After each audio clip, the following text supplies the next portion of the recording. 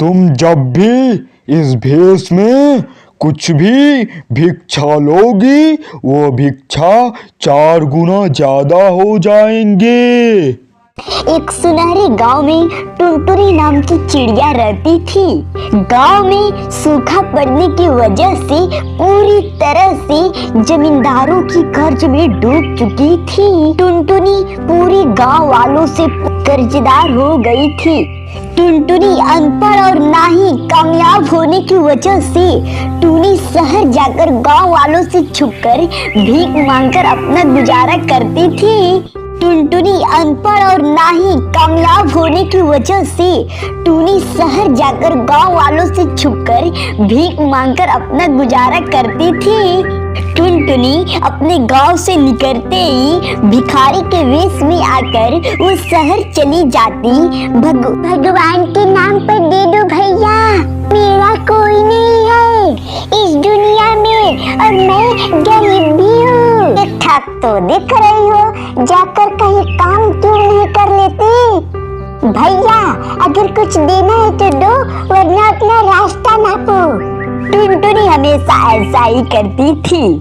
हमेशा गांव से शहर आकर सड़कों और तरह तरह की जगहों पर भीख मांगती और अपने दिन की कमाई करके गांव चली जाती।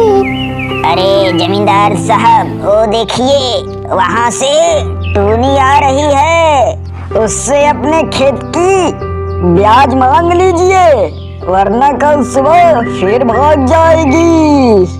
तुमने सही कहा, अब तो ये मेरे सोने के बाद गांव आती है और मेरे उठने से पहले गायब हो जाती है। टुनटुनी, आज तुम्हारे दर्शन हुए हैं।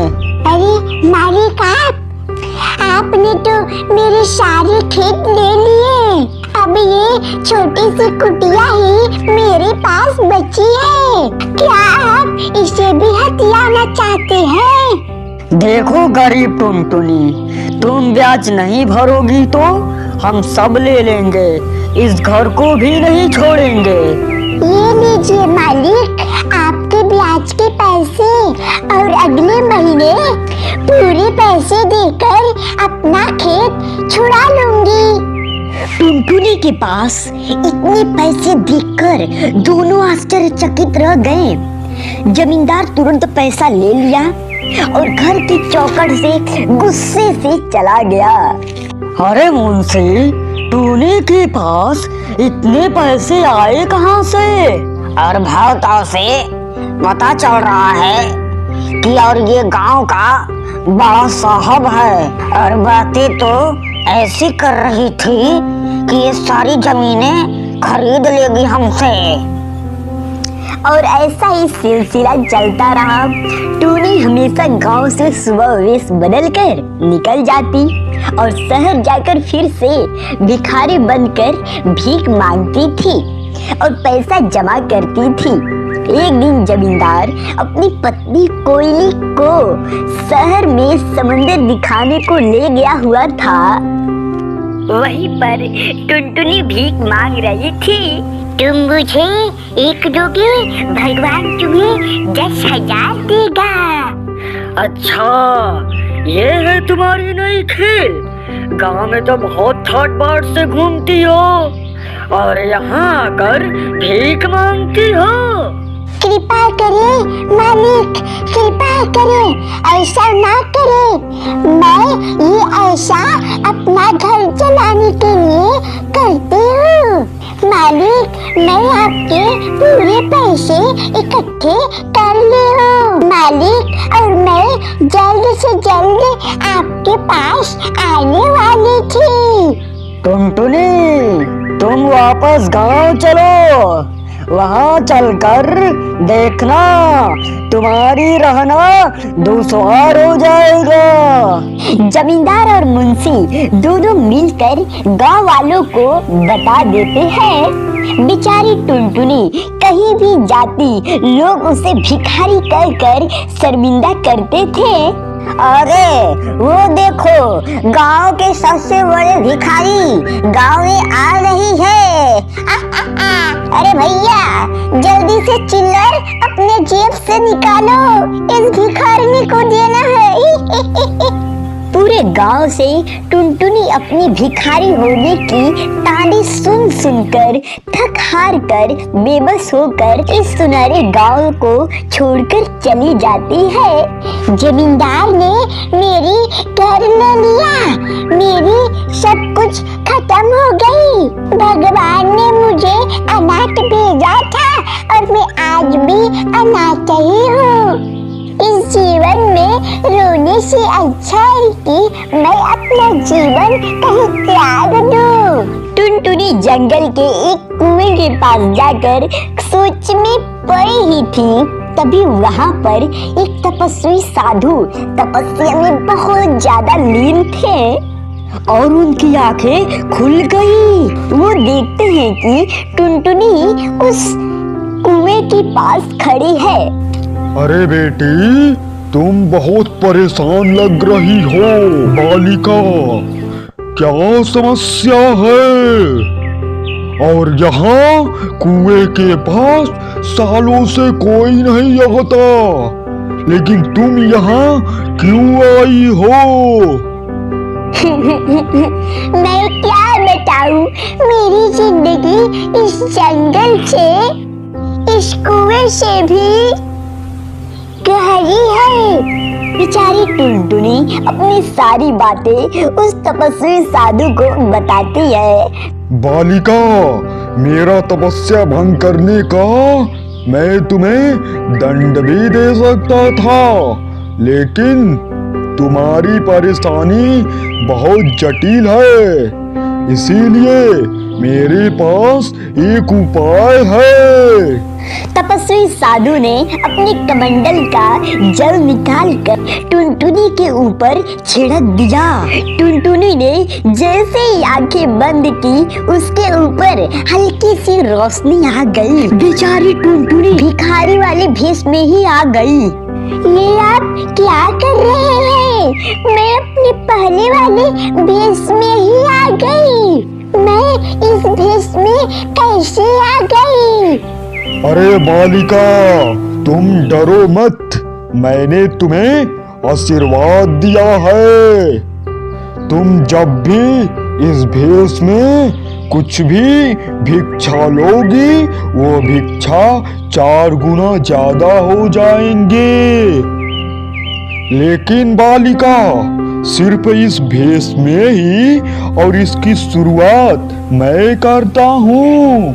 गुरुजी, आप क्या करने वाले हैं? बच्ची, मैं तुम्हें ये सोने के सिक्के भेंट में दे रहा हूँ। बहुत कम ही ऐसे होते हैं जिन्हें साधु भिक्षा देते हैं। मैं इसे तुम्हें आशीर्वाद के रूप में दे रहा हूँ।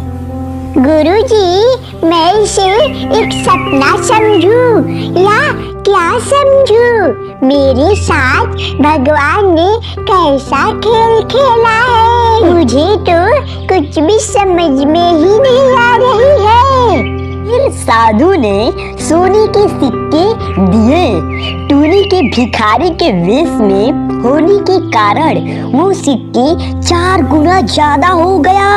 बेचारी टुनटुनी की आंखें उन सिक्कों को देखकर हैरान रह गई।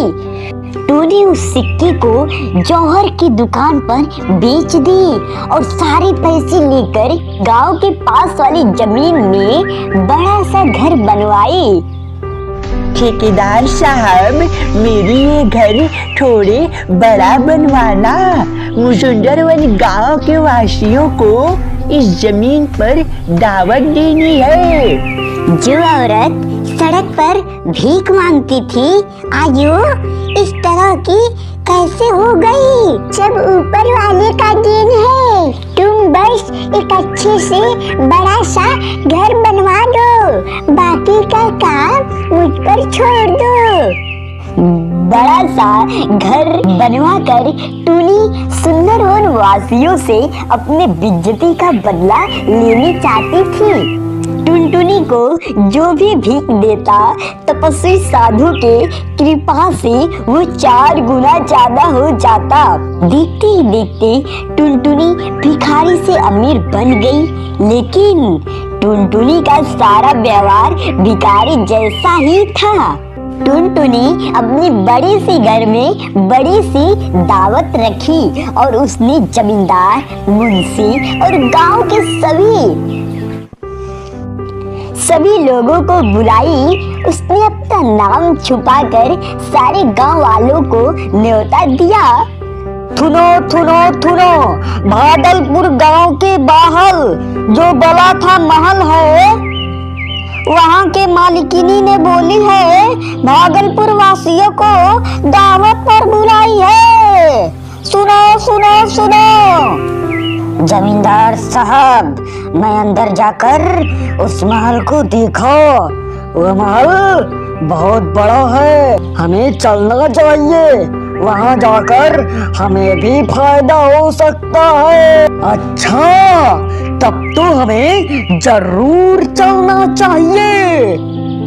सारे गांव वाले दावत के नाम पर बहुत ज्यादा खुश हो जाते हैं और दावत पर चले जाते हैं। उस दावत में टुनटुनी अपने भिखारी के वेश में ही होती है। उसे वहां देखकर जमींदार और मुंशी कहते हैं, अरे तुम यहाँ भी आ गई। घर बसा नहीं पर भिखारी पहले ही आ गए। आने दो मालिक, आने दो, अच्छी भीख मिल जाएगी यहाँ पर। जमींदार और मुंशी की बातें सुनकर वहाँ पर ठेकेदार आ जाते हैं और वो कहने लगते हैं, जमींदार साहब, जिसे यहाँ भिखारी समझ रहे हैं, ये बड़ा सा महल इन्हीं की है। ये क्या बकवास है ठेकेदार, तुम होश में तो हो?